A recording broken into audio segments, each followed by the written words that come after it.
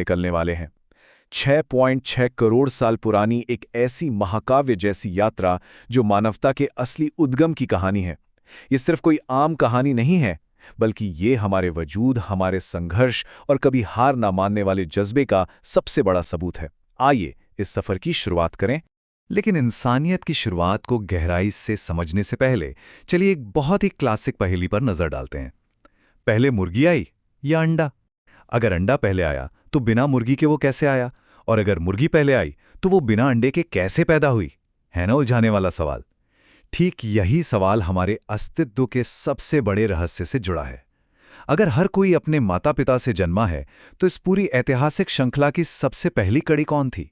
धरती पर सबसे पहले इंसान आखिर अस्तित्व में कैसे आए? तो चलिए सबसे पहले एक बहुत बड़ी गलतफहमी को दूर करते हैं। बचपन से अक्सर सुनने को मिलता है ना कि इंसान पहले बंदर थे, लेकिन सच तो यह है कि महान वैज्ञानिक चार्ल्स डार्विन के विकासवाद के सिद्धांत ने ऐसा कभी कहा ही नहीं। असल में इंसान सीधे बंदरों से विकसित नहीं हुए, बल्कि इंसान और बंदर विकास के एक ही पेड़ की अलग अलग शाखाएं हैं, जिनका अतीत में कोई एक साझा पूर्वज रहा होगा। यानी सीधे शब्दों में कहें तो बंदर हमारे पूर्वज नहीं है, वो तो हमारे दूर के चचेरे भाई हैं। इस पूरे सफर को सही से समझने के लिए ये टाइमलाइन एकदम परफेक्ट है। हमारे अस्तित्व और सर्वाइवल की ये महान कहानी असल में तब शुरू होती है जब पृथ्वी पर जीवन अपने सबसे निचले और सबसे अंधकारमय दौर से गुजर रहा था। ये सफर 6.6 करोड़ साल पहले के उस महाविनाश से लेकर आज के आधुनिक इंसान तक के विकास की एक बिल्कुल अविश्वसनीय टाइमलाइन है। भाग 1, महाविनाश और एक नई शुरुआत।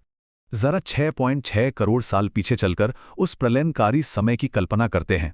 तब धरती पर इंसानों का नामो निशान तक नहीं था, सिर्फ विशालकाय और खूंखार डायनासोरों का ही राज था। तभी अचानक एक बहुत विशाल उल्कापिंड पृथ्वी से आ टकराया। इस टक्कर की ऊर्जा इतनी भयानक थी कि मानिए लाखों परमाणु बम एक साथ फट गए हों। समंदरों में आग लग गई, जंगलों में भयानक ज्वालाएं भड़क उठी और पूरी पृथ्वी कई सालों तक एक लंबी घनी काली रात में डूब गई। इस एक घटना ने धरती पर मौजूद 75% जीवन को पूरी तरह से मिटा दिया। 15 करोड़ सालों तक राज करने वाले डायनासोर हमेशा के लिए खत्म हो गए। अब जो सबसे दिलचस्प बात है वो ये कि उस भयानक तबाही के बाद भी जीवन ने हार नहीं मानी। धरती की गहराइयों में अंधेरी गुफाओं के अंदर कुछ बेहद छोटे, अनजान और कमजोर से जीव छुपे बैठे थे। इन्हें स्क्रिबलर कहा जाता है। ये ना तो बहुत ताकतवर थे और ना ही बहुत समझदार, लेकिन इनमें जिंदा रहने की एक गजब की इच्छा शक्ति थी। ऑक्सीजन और भोजन की भारी कमी के बावजूद इन नन्हे जीवों ने सिर्फ राख खाकर खुद को जिंदा रखा। यही थे हमारे परम अंडरडॉग पूर्वज। फिर सदियों की उस लंबी खामोशी के बाद लगभग 6.5 करोड़ साल पहले पेलियोजीन काल में एक जादुई बदलाव आना शुरू हुआ। आसमान से बारिश की बूंदें गिरने लगी। इन बूंदों ने जली हुई धरती की प्यास बुझाई। छोटी छोटी झीलें बनने लगीं और जीवन में फिर से हलचल शुरू हुई। मिट्टी वापस उपजाऊ हुई और देखते ही देखते प्रकृति ने अपने ब्रश से पृथ्वी को एक बार फिर से हरे रंग में रंग दिया, बिल्कुल किसी चमत्कार की तरह। भाग 2, स्तनधारियों का चमत्कारी विकास। जैसे ही आसमान साफ हुआ और सूरज की किरणें इस धरती पर पड़ी, जंगलों की इस नई हरियाली ने हमारे उन नन्हे स्तनधारी पूर्वजों को उनकी अंधेरी गुफाओं से बाहर आने का हौसला दिया। और इसके बाद मायोसीन, प्लायोसीन और प्लाइस्टोसीन युगों के दौरान स्तनधारियों का एक विशाल विस्तृत हुआ। यह सोचना भी कितना अद्भुत लगता है कि ये छोटा सा राख खाने वाला जीव समय के साथ कैसे कैसे रीतियों में बदल गए। कुछ ने पानी में तैरना सीखा और भील बन गए, कुछ ने उड़ना सीखा और चमगादड़ बन गए, कुछ पेड़ों पर चढ़कर प्राइमेट्स बने, तो कुछ जमीन पर दौड़ने लगे। इस तरह 4000 से भी ज्यादा नई प्रजातियों का विकास हो गया। लेकिन प्रकृति का नियम है कि वो कभी स्थिर नहीं रहती। लगभग 70 लाख साल पहले अफ्रीका में एक बहुत बड़ा पर्यावरणीय बदलाव हुआ। टेक्टोनिक प्लेटों के खिसकने से बड़े बड़े पहाड़ खड़े हो गए, जिससे नमी वाली हवाएं रुक गईं। नतीजा ये हुआ कि घने जंगल सूखने लगे और उनमें भयंकर आग लग गई। इस तबाही ने पेड़ों पर रहने वाले हमारे प्राइमेट पूर्वजों को अपनी सुरक्षित जगह छोड़ने और नीचे घास के खुले मैदानों पर उतरने के लिए मजबूर कर दिया। और ये मजबूरी बहुत ही शानदार तरीके से दर्शाती है कि कैसे एक नए विकास का जन्म हो। घास के मैदानों में सर्वाइव करने के लिए सहेलैंथ्रोपस चैडेंसिस नाम की प्रजाति, जिसका दिमाग बाकियों से थोड़ा बड़ा था, उसने पहली बार अपने 2 पैरों पर थोड़ा झुककर चलना शुरू किया। दो पैरों पर चलने का यह साहसिक कदम मानव वंश की शुरुआत का सबसे पहला और सबसे बड़ा संकेत था। भाग 3, लूसी द मिसिंग लिंक या लापता कड़ी। चलिए समय के पहिए को थोड़ा और आगे बढ़ाते हैं और लगभग 40 लाख साल पहले पूर्वी अफ्रीका के जंगलों में चलते हैं। यहाँ ऑस्ट्रेलोपिथेकस अफ्रेंसिस नाम की एक एकदम नई प्रजाति का जन्म हुआ। दिन था 24 नवंबर 1974। इथियोपिया की चिलचिलाती धूप में अमेरिकी मानव शास्त्री डोनाल्ड जोहानसन की टीम खुदाई में लगी थी। तभी उनके एक असिस्टेंट ने जोर से चिल्लाकर कहा, सर जल्दी इधर आइए। ये किसी फिल्मी सीन से कम नहीं था। जब डोनाल्ड वहां पहुंचे तो उन्हें रेत और मिट्टी के बीच कुछ ऐसा मिला जिसने विज्ञान की दुनिया को हमेशा के लिए हिलाकर रख दिया। उन्हें वहां एक 32 लाख साल पुराना कंकाल मिला जिसे लूसी नाम दिया गया।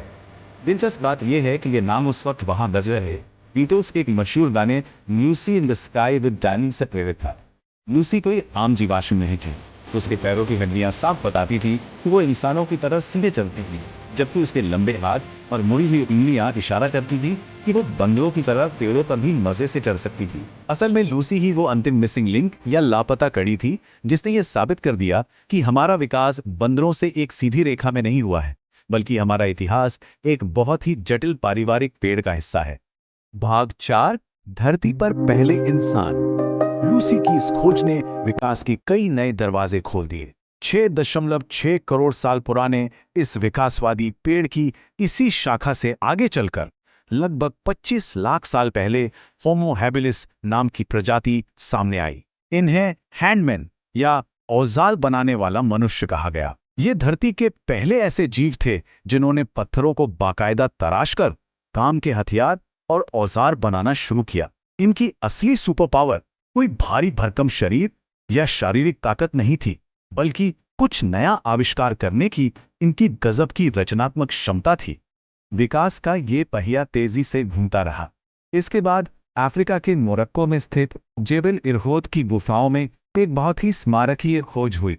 वहां 3 लाख साल पुराने जीवाश्म मिले जो होमो सेपियंस के थे। जी हाँ, यानी हमारे सीधे पूर्वज। ये दिखने में लगभग 70% आज के आधुनिक इंसानों जैसे ही लगते थे। लेकिन एक चीज थी जो इन शुरुआती होमो सेपियंस को धरती के बाकी सभी जीवों से बिल्कुल अलग और बेहद ताकतवर बनाती थी। और वो थी इनके दिमाग की विशाल क्षमता। इनका दिमाग 10,300 से 10,400 क्यूबिक सेंटीमीटर का था। ये सिर्फ आकार में ही बड़ा नहीं था, बल्कि ये असीम रचनात्मक सोच और कल्पनाओं से लबालब भरा हुआ था। इसी दिमाग ने मानव जाति का पूरा भविष्य तय कर दिया। एक छोटे से राख खाने वाले जीव से लेकर इतने बड़े और रचनात्मक दिमाग वाले होमो सेपियन तक का ये पूरा सफर वाकई किसी चमत्कार से कम नहीं। लेकिन यहाँ एक बड़ा सवाल है।